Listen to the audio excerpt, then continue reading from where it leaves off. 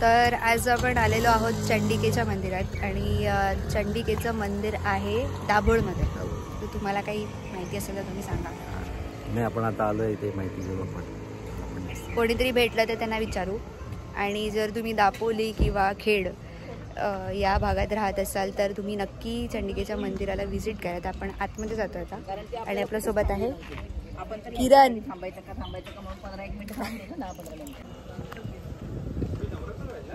देवीचे हे गुहा मंदिर पांडवांच्या काळातील असल्याचे म्हटले जाते. असे म्हटले जाते की त्यांना त्यांच्या वनवासाची सेवा करताना त्यांच्या दैवी शक्तीने हे मंदिर निर्माण झाले.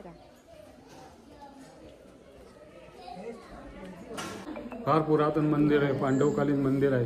आणि पहिल्यांदा मंदिर वगैरे काही नव्हतं, फक्त गुहा होते. जमनापुरी म्हणून तपस्या आहेत, त्यांचा दृष्टांत झाला फार वर्षापूर्वी.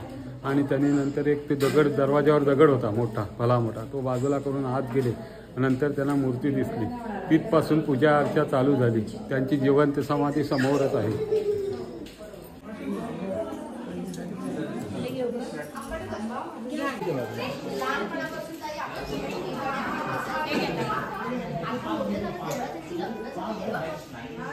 मूर्ती विशेष आहे कारण तिचा फक्त अर्धा भाग जमिनीच्या वर आहे आणि उर्वरित भाग अजूनही जमिनीखाली.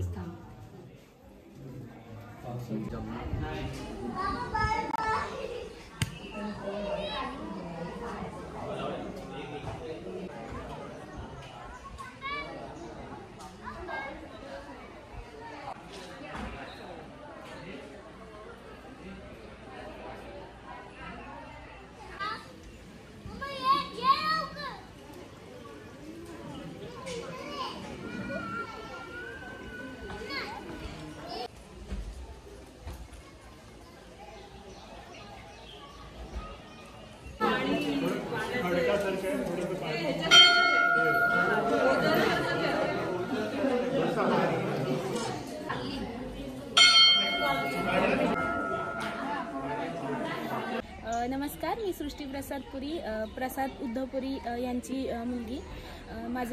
माझे वडील इथे पुजारी आहेत आणि इथे ओट्यांचं वगैरे दुकान आहे. वेगवेगळे कोकणी पदार्थसुद्धा इथे मिळतात आणि हे खूप स्वयंभू मंदिर आहे, पूर्वतीन काल्याचं आहे. इथे नवरात्रामध्ये देवीचा 9 दिवस उत्सव असतो. दसऱ्याच्या दिवशी महाप्रसादसुद्धा असतो देवीचा. अच्छा, तुला काही आलेले अनुभव? इथे खूप म्हणजे जे काही नवस वगैरे केले जातात ते नक्कीच देवी पूर्ण करते.